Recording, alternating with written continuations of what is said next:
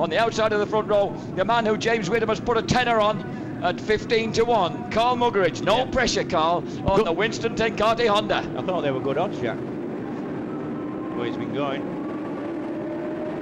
The lights change. And Muggeridge gets a terrible start. That's just what he didn't want to, because into this absolutely crawling 40-mile-an-hour first chicane, the last thing that anybody wanted to see was the championship leader Troy Corser in there alone at the front, and he's got there. Everybody else has to creep through and just be careful as they go. But it's Corser who's done absolutely what the rest of them did not want to see, and what we personally didn't want to see. He's got away at the front, and we know he's got the out-and-out speed with the Alstara Corona GSXR Suzuki to go in there and do the job from the front. Behind him, Pitty's in there. He's just come through, slipped underneath Kageyama. In fourth place, we've got Laconi. Fifth place, we've got Christopher Muller. A good start there for James Tosland. He's ahead of Chris Walker, who hasn't got his customary stalker start, and Lorenzo Alfonsi, the reigning European Superstock champion, is already out with his Sterile Garda Yamaha. But this is what the rest of the opposition feared, was that this man would just check in at the beginning, check out at the beginning, and put air between himself and the rest, James. Well, that's what he said. If he could get through the first chicane first, which he did, put 2 or 3 decent laps together, he could make a break at the front. That's exactly what he said he was planning to do, and that just seems to have worked for him. So Corser, Kageyama back into second. Notice that Francesco Killy's in there in front of Norik Abe, who had a really nightmare of a time during the course of qualifying and was way down on the 4th row of the grid in 14th place, has made a lightning start on the Yamaha France R1, bike number 3. He's right up there. Oh, Killy trying to come back on him.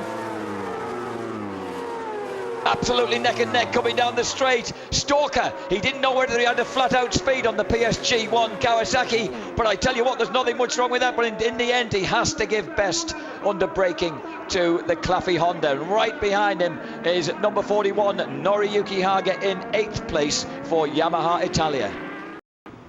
The battle for supremacy here at Monza, and Troy Corser being closed down. We thought he'd clear off at the front, but look at this. Kageyama's caught him, Laconi's caught him. And because the speeds are so high down the straights here at Monza, actually the slipstream effect goes back a long way. You can be maybe 100 yards behind and still get the benefit of that slipstream. So that's why they're managing to hang on to him at the moment. And look at Pitt. Pitt is impressive. He said that they've got more stability under braking, which is essential around here, and that he was feeling a lot better with the bike. The front tyre was lasting better. Yep, they've struggled for having not a lot of testing time, as have most of the other teams as well, with the exception of Suzuki, who tested extensively. And have done a couple of days here since Valencia. Yeah. Which led to Christopher Moulin's girlfriend Tony, as Tosland goes up the inside, but not quite into Parabolica. Tony rather whimsically said to Troy Corser, as if winning wasn't enough then, when Troy proudly announced they were going to go testing at Monza. Yeah, but you can't sit on your laurels. Every circuit's different. You know, you need to test every circuit, and when that's what you're up against. Look at this. How close do you want it as Tosland goes alongside as they whip past our commentary position, elbow to elbow into the first turn. Has he done it? He has. Well done, James Tosland, defending champion. That's a brave move. He's got it too quick, and he had to cut across the green patch on the inside, and he waves an apology to Andrew Pitt. Pitt acknowledges the apology with a nod of the head. And great sportsmen, these guys, and a lot of respect on and off the track. At the front, Corser is really getting hounded now by Yukio Kageyama, the fastest man in Superpole, and Regis Laconi. 4th, Tosland. 5th, Andrew Pitt. Behind them, 6th is Killy, 7th, Walker, 8th, Haga. And 9th, already, Carl Muggeridge has just whipped his way past Norik Abe. Sensational recovery by the man who was fastest throughout practice until Superpole. And that's what David Tardozzi thought of that move. Don't know whether Andrew Pitt would have been so impressed. It's actually lucky that chicane, there's so much bumping and boring goes on there. They've actually taken some of the grass up, put tarmac down on the wrong side of the rumble strips, and then painted it green, like you can see there. So although it looks like hideously wrong colour green grass, it is actually it's tarmac. Regis Laconi, as ever and as he always does, James, is just riding so solidly and aggressively to stay with the Suzukis. Now the point is, James hasn't got a toe there now in 4th place. He must surely be too far back to benefit from any of the draft from these guys. You would think so. I think the best he can hope for is if they start swapping a little bit of paint to the front. Oh, and they are doing. Yeah. Oh, Yukio Kagayama having a look under Troy Corser as they went through the Parabolica. The 33-year-old former world champion responds. And they come past, howling past us now. Tolan goes past with about 6 bike lengths on Andrew Pitt. And then it's Killy, Walker and Muggeridge. Muggeridge in 8th place now, past Noriyuki Haga, and really burning a groove in this track. He must be livid with himself after that mistake, getting off the line and completely bogging it off the start line. Round the Curva Grande, fabulous 150 mile an hour plus drift. And interestingly, Walker's actually lapping just as quick as the very front men now. Now coming into this turn, incidentally, oh, Laconi! Oh, yes. Listen to the noise! Would that be an Italian bike going into second there, Jack? I think it might be. But coming into that Della Roggia before Superpole yesterday afternoon, there was a horrendous collision between Nori Haga, who'd just gone out onto a lap, Sebastian Jambert, who was in the middle of a really fast lap. And just like this, in fact, as Nori dipped in like that, Jambert hit him up the side. Haga's nursing a very sore upper left arm and left hand from where he was assaulted by the Yamaha France R1. Yeah, but Jambert was up on time and was desperate not to get held up, and I think that's why he... Yeah, it was just unfortunate, but it totaled the bikes. Yeah, it did. Both bikes were completely wrecked. So Haga's out on his spare bike with all the front forks and settings from his number 1 bike. This man, Troy Corser, he's 100% happy in every way with Alstara Corona Suzuki and the bike underneath him, and he's there in the lead. Can Regis Laconi in 2nd place do anything about him? Tolan is creeping away now from pit. So as they come burning their way around the 80 mile an hour entrance and far faster exit to the Parabolica and come howling on to the straight behind us, I can't help jumping to my feet to see them going past us now across the old finishing line, and there's just a couple of bike lengths between Kagayama and Laconi as Kagayama looks up the inside but hasn't got the speed to do anything about it. Muggeridge is now just 1.2 seconds behind. Oh, and Laconi gets it wrong going into the chicane. Healy's is braking too late, he's dropped back. It's such an easy corner to outbrake yourself there, which is why they've put that nice bit of extra. That chicane, the first chicane, has changed several times, and it's always been a terribly slow chicane off one of the fastest straights of any circuit in the championship. And added to the fact that they've now got this mighty 3/4 headwind going down there, and Pitty was saying after warm-up this morning, he says it's difficult to judge. It's difficult to judge. He says you can go much deeper into it with the headwind, which obviously you have to do if everybody else is doing it. And also, did you notice how Kagayama just there got really wide on Lesmo? Muggeridge was saying that in warm-up this morning the wind's coming underneath you at Lesmo, lifting you up off the apex. Although it has to be said, if you don't get that many crosswinds at Monza, because it's so sort of the wind's funneled to whatever direction the track's going in by the trees mostly. But it does get funneled, doesn't it? It does get funneled. He's stepping out into the pit lane this morning. I was nearly blown off my feet. And Tolan's riding, all credit to him, he's riding really, really aggressively. He's trying. The lap times on the last lap as we come down to the completion of lap 8. 148.5 Laconi, 148.5 for Corsa, 148.92 for Kagayama, 148.8 for Tolan. Oh, Tolan doing what he does best and just burying himself in that Ducati 999, powering down the straight. 148.7 Corsa, 148.0 for Kagayama, fastest lap of the race as he puts the pressure once again onto his team leader. 148.7 for Pitt, his fastest of the race, and so too for Walker. But Muggeridge is still trying to close the gap, but he's kept it consistent on that lap. He kept it consistent. Muggeridge actually lost a couple of tenths in 8th place. Yeah, he did. And to be honest, if you don't get away with the people at the front, there's no way you're going to make the ground up here. He's going to cost you a tenner as well. It's just, no, I think I've cost him a lot more than a tenner by putting the bet on in the first place, Jack. Yes, I feel a bit guilty now. Yukio Kagayama, he is a fighter, isn't he? Yeah, he is, yeah. He's just clawing his way back. At Valencia, after the second race, he said that he just gave up, and that is not true. I've never seen him give up yet, ever. He's a real battler. These, incidentally, these tyres, because of the number of right-handers, they're dual compound, so the centre and right softer than the left-hand. I beg your pardon. No, harder. Harder than the left-hand side. Yeah. So when they come into the very rare left-handers like this one, they can commit because they have to commit going into there. And they've got a lot softer tyre on the left. Yeah, to give them the grip as they go through there. Boy, oh boy, if you're standing beside that, at the bottom end of that grandstand, watching them almost at ground level, you see the commitment involved as well. Yeah. And Stalker's, look at that. Stalker has got past Killy, I think, in their battle, because he'd lapped about 4 tenths quicker than the veteran Italian on the previous lap, and I think Walker might be back into 6th place. And he has a lot of fans amongst the Italians even around me in the grandstand at the Ascara curves. Yeah, yesterday we had the Stalker Bene, they were saying to each other. Yeah, they've got, he seems, he's riding for an Italian team anyway, which obviously helps with the Italian crowd. But also people like him because he's a little trier. And Muggeridge absolutely alongside Frankie Killy as they went past us, side by side, neck and neck down the straight. Muggeridge and Killy for 7th place in the wheel tracks of Chris Walker. Oh, look at that. How brave is it going around that curve at Granda with this amount of power? This is look at Kageyama! This is one of the only circuits, Jack, that I come to, and I actually wish I was still racing. It's a fantastic circuit to ride. So quick.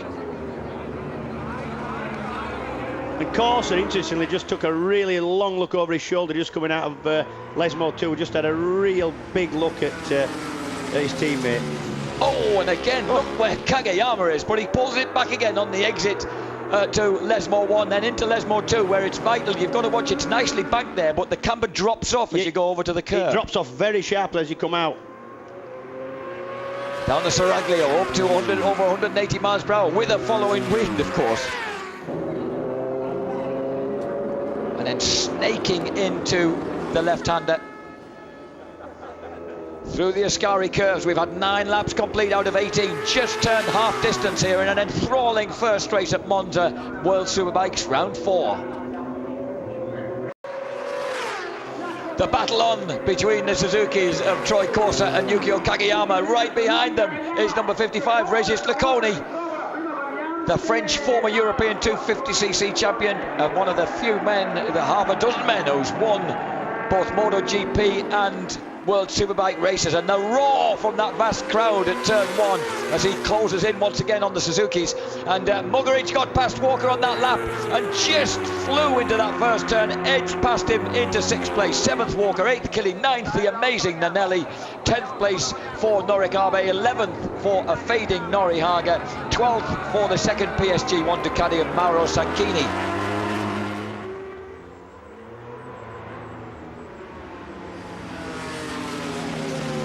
Thundering round the Lesmo underneath the trees, that terrific noise of that Ducati. You never get the impression that Kageyama's waiting for things to happen. You always get the impression that he's making things happen. You do, yeah. I just like the way he rides. The shoot down here, it's fantastic when you're going through there with the trees and everything closed in around you at like 45 kilometers per hour. What it feels like at 180 miles an hour. Well, that's where the old circuit goes across the top of this circuit we're on now. That's right. Well, the bank section goes right over your head. It's extraordinary. It is. Here we come once again. Yukio Kageyama looking left and right, and you can see in the background Muggeridge exiting the Ascari curves. And he's pulling away from Chris Walker behind him. Again, Kageyama can pull that tight line. It was bedlam going through here on the final lap of the European Superstock race, in which Sofooglu got the better of Rakoki, and right behind them Craig Coxill as they flashed across the line. Say them first two again, Jack, for me. I can't. Not without reference. Oh, look at that. The 3 of them lined up in perfect formation. And all credit to Regis Leconi, who may have been a little concerned about his concentration and stamina after that huge accident 2 weeks ago, but he's not showing any sign of backing off here. I tell you what, that Ducati of Leconi's actually turns really, really quick. It turned considerably quicker than... And he's having... That was a definite attempt to get around the outside and he's done it. I think he's done it. He's got inside. Yeah, and that's exactly what we're talking about. He set him up at Curva Grande, went around the outside at Curva Grande, then put him to the inside into Del Regia. And the fastest man on that lap was number 1, James Tolan, 1:48.6 for Tolan. So Tolan, his fastest lap down the straight. Is he close enough to get a little bit of a draft from these guys? Not yet, I don't think. But if you can see himself sneaking, I don't know, he's pulling time back. He's pulling time back, and incidentally, Muggeridge was as fast as Corsa and Kagayama on that lap as well, even though he's now away from Walker and on his own. Yeah, but that's now he's got some clear. It's the first time he's had actually a bit of clear track in front of him. Regis Lacconi inspired. He says, well, he's an Italian track. Of course, he has an Italian grandfather. He lives just across the border in Switzerland, over the Alps, in the foothills of the Alps, and he loves this place. He speaks fluent Italian. He's aware of the fact that the Ducatisti are all around him in this circuit, and the atmosphere just building up like a cauldron. Has been all morning. That was a clean move, wasn't it? That's a textbook move, that's what you call straight from the textbook of how to pass somebody around. That was Francis Batta threatening Yukio Kagayama. I don't think he'll be doing that. I don't think so somehow. They go past us once again. Yukio a couple of bike lengths back, and Tolan 1:48.8, faster by a yard than the guys in front of him on that lap. And Muggeridge had a slower lap on that lap and but he's still making some ground on Andrew Pitt. But James Tolan is a man on a mission in 4th place. He is, and if you listen to the crowd as well, they know it. All the shouts there were for Tolan going in through the first chicane. Come on, lad. Wow. Fast and furious action coming out of the Curva Grande. And the spectre of James Tolan looming up behind the front 3. Can he keep up this spirited assault on the leaders? He's only got 6 laps to do it, which isn't a lot round here. The speeds are that high, the laps click by fairly quickly. He's coming. And Tolan, whatever it is, most of the riders, as I say, there were a couple of riders, Kagayama amongst them, who were going for the softest front as well as the softest rear. Yep. Most of the guys were going for that medium front, the B compound and the A compound rear. Oh, and once again it's developed into a Suzuki 1-2. So we have Suzuki 1-2, Ducati, where we thought it might have been Honda, 3-4. Yamaha 5, and the first Honda Muggeridge in 6th place. 9.8 seconds behind the leaders. I think if Muggeridge had got away with them, and if Vermeulen's bike hadn't have exploded, I think we would have had a couple of Hondas in the mix as well. I think Killy has got the better of Walker once again. He's just nudged back past into 7th place.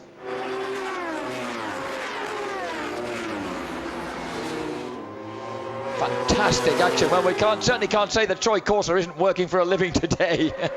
No, he is. He does. I mean, we've said it before. Obviously, if it's easy for him, he doesn't have to try any harder. But when he has to work, he can work. And I tell you, the fastest man on the circuit that lap, Kagayama 1:48.5, with Tolan on a 1:48.7, which was still quicker than both Corsa and Lacconi. A lot quicker than Lacconi, nearly half a second quicker. But he actually needs to pull about half a second a lap to get anywhere near at the end. Come on, JT. Tolan is just putting everything into this pursuit. And Andrew Pitt, a really impressive ride in 5th place for the former World Supersports champion. Giardozzi in the red corner, Francis Batta in the yellow. Yeah, the yellow and blue corner, yeah. Francis Batta's a good man. We were chatting with him after Valencia, and we had a lot of fun with him, didn't we? A man with a big warm heart. Yeah, he is fantastic. He is as he looks. And again, James Tolan edging in on the leaders as they go plunging down underneath the fantastic banking that was rebuilt at the end of the 1940s, having been damaged because this was actually a World War II military base, Monza, and it got quite extensively damaged in World War II, the banking particularly. What, the people? I was out there on the banking having a walk yesterday evening, and I picked up a bit of concrete that was a little bit loose, and I was going to bring it home, but it weighed a bit because Mark Heckles nicked a bit of concrete to take home. Yeah. I've got a bit of concrete from it. Everybody takes a bit of. I'm building my own banking. Every year I take a little bit of banking over me. I could have contributed, but when I found that I didn't know how to restart the scooter that Muggers had lent me, and I had to push it back, I decided to discard the concrete. Well, you know. And that was Tolan on a 1:48.5, which is the fastest lap on that lap, and his fastest lap of the race. Yeah. I tell you, this is what Tolan needs, exactly this. Little bit of confidence, and I tell you what, you're going to see him get away with him in the second race, and I reckon run right up front from the beginning, because all you need around here is confidence. And he knows he's got the speed now. Killy's still there in 7th. Walker still a spectacular 8th. Nanelli a superb 9th on the GANCR Ducati in a kind of guest ride, and he's about just 7/10 ahead of Noric Arbe. They're having a terrific scrap also with Nori Haga. Whenever Arbe and Haga get together, neither of them want to get beaten by the other. No. And you can tell Manelli's not keeping his powder dry for the Supersport race, because that's the man who's riding 3 races today. That's right, and he's 3rd on the grid in Supersport. Yeah. Oh, Corsa gets it. He got right out on the rumble strip there and got thrown sideways. Kept the power on. Now Tolan, he's definitely close enough now for a slipstream, definitely.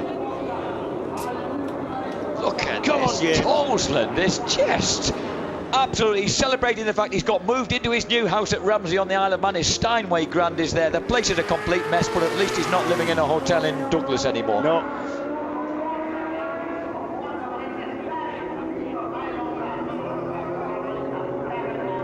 Plunging into the Parabolica.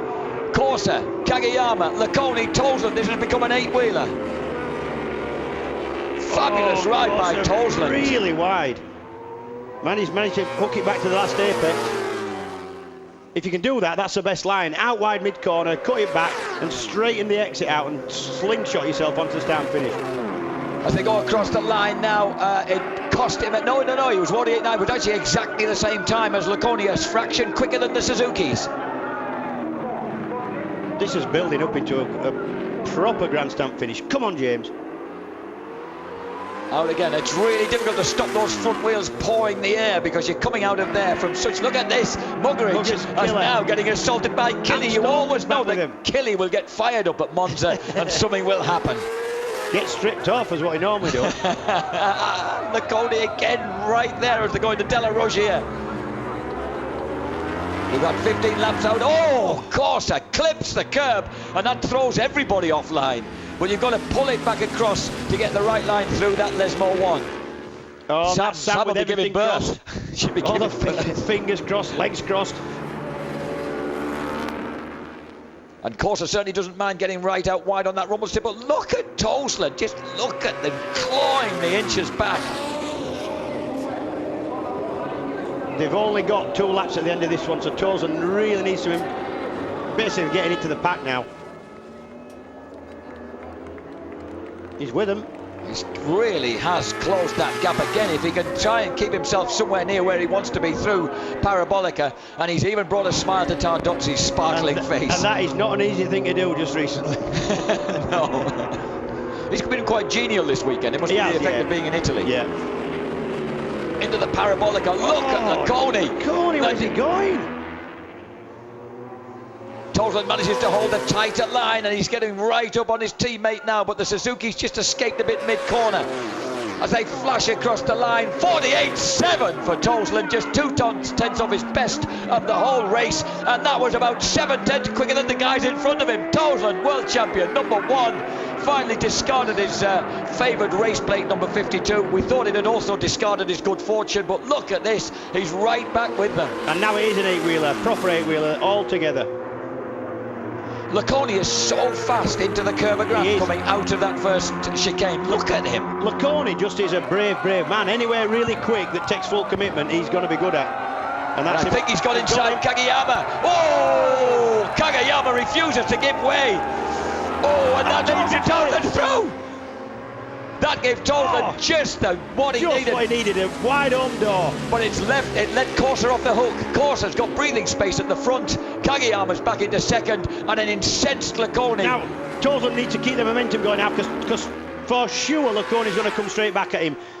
Tolan definitely needs to have a go at Kageyama straight away. Can he get close enough down the Seraglio? Here comes Laconi up the inside as they go into Ascari curves. James will know he's there. You'll be able to hear him there. Yeah, you can hear the Ducatis coming from miles back. You can hear the thumping and the sort of induction knock you get from the airbox. Oh dear, and we've got to move. Please keep out of the way, son, whoever you are. It's number 21. Oh hell, Michel Nickmans, the 39-year-old They didn't let him slow race. coach from Belgium. They must have done. He's there. He was not qualified at the outset, but when Lucio Pedicini sadly broke his collarbone and couldn't race, they must have let him back in, and the Suzukis have just got away again through that final fast section. As they howl across the line, Corsa, Kagayama, Tolan, Laconi, and the fastest man on track, would you believe, Troy Corsa pulls out a 48.8 on that lap, and he and Kagayama have just eased the gap on the two Ducatis. Kagayama, and just look how quick Laconi's going to go in here. I think he's going to try and set Tolan up at Curva Grande and De La Regia again. He's particularly quick around this part. Look how close Kagayama is as he shadows his team leader into here. Is he going to try and do a Laconi? Has he got the brakes to do it? Has he got the bottle to do it? Not there. Yes, he has. He has. Corsa straight back. Oh, Kagayama's not going to want that to happen. He's got to get back to him quickly, and Troy Corsa really makes it. Kagayama going round the outside. Where's he going? Kagayama all over the shop, but he really looked for a moment as if he'd got through then. He did get through. He went in a little bit too. Oh look, he shakes, almost shakes his head as if to say, Come on, what about that? Tolan's with him. Francis Bada, well, he's about to give birth as well. Here comes Tolan. Can he get anything on the brakes going in, or is it better to wait for Parabolica? He's going to shadow him through the Ascari curves, if that's the right word. He needs to come. He needs to get a good drag, and he has. He's got a tighter line out of than Kagayama. Oh, and Kagayama's shaking all over the place. It might have given Tolan a chance. No, he's got to hold it for the Parabolica. Is he going to come out of the slipstream early? He's going to stay with him going into Parabolica. Does that give him chance? Remember, the finishing line now is set quite close to the exit of Parabolica. Yep. He's got to hold it tight. Kagayama looks as if he's in a bit of a bother. He's shifting over as they go round toward the finish line. James Tolan goes for the outside line, has to cross to the inside, and Kagayama hangs on. Corsa a brilliant victor. Kagayama second. Tolan a phenomenal third. Fourth for the gallant Regis Laconi. And look at this in the background. Carl Muggins versus Frankie Killy. Muggins gets that sixth place ahead of Frankie Killy. Walker is eighth for the PSG1, the Caras. Now look at Muggeridge. Look at Muggeridge, but it's after that. It's just completely swamped. Nowhere, completely nowhere. Vermeulen's bike exploding, big engine problem. Unusual for the 10-carter bike. Now they've had no problem with that all weekend. If you've got to feel for anybody, you've got to feel for Laconi. That man put everything into that race, and yeah, but our man finished third, so we don't. That's yes, true. Sorry.